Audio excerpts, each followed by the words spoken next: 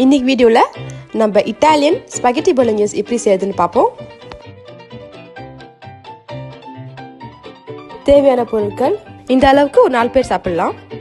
Spaghetti 400 gram, கொந்தன mutton 250 gram, பொடி பொடியாக நறுக்கி வச்ச வெங்காயம் 1, பொடி பொடியாக நறுக்கி வச்ச தக்காளி 1, chilli powder 1 teaspoon, pepper powder 1.5 teaspoon, உப்பு 2 டீஸ்பூன், டொமேட்டோ பேஸ்ட் 2 டீஸ்பூன், புதினா கொத்தமல்லி தேவையான அளவு, ஆலிவ் ஆயில் 2 டேபிள் ஸ்பூன், துருவி வச்ச சீஸு 100 கிராம். ஒரு அகலமான பாத்திரத்தில் தண்ணி கொதிக்க வச்சுக்கோங்க.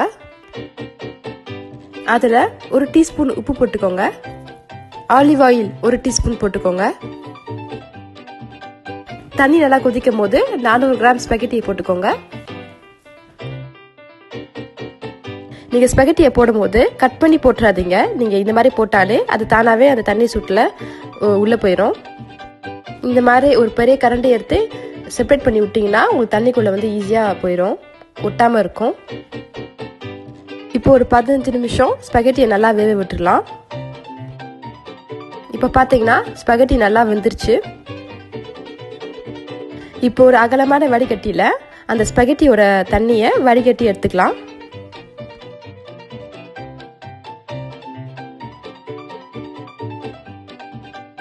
வெந்த ஸ்பெகட்டியை இப்போ நம்ம தண்ணி போட்டு செப்பரேட் பண்ணி எடுத்துக்கலாம். ஏன்னா நம்ம சுடு தண்ணியால் வேக வச்சதுனால ஸ்பெகட்டி வந்து ஒன்று ஒட்டி இருக்கும்.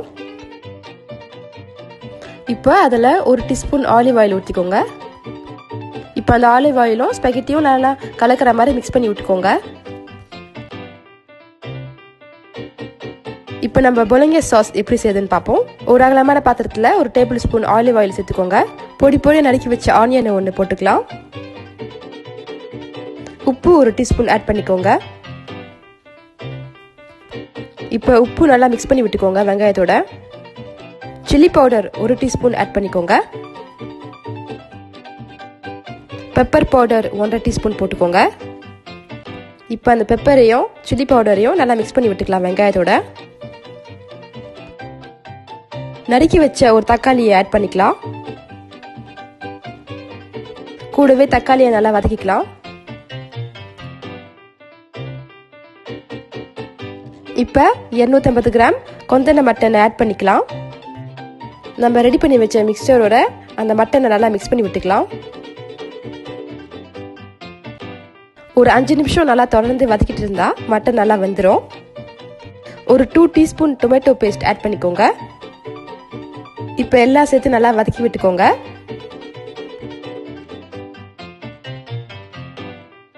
கறி நல்லா வதங்கினதும் ஒரு 1/2-3/4 கிளாஸ் தண்ணி ஆட் பண்ணிக்கோங்க. தண்ணி ஆட் பண்ணால் நல்லா ஒரு சாஸ் பதத்துக்கு வந்துடும். இப்போ ஒரு நல்ல ஃப்ளேவருக்கு புதினா கொத்தமல்லி தேவையான அளவு நீங்கள் ஆட் பண்ணிக்கோங்க.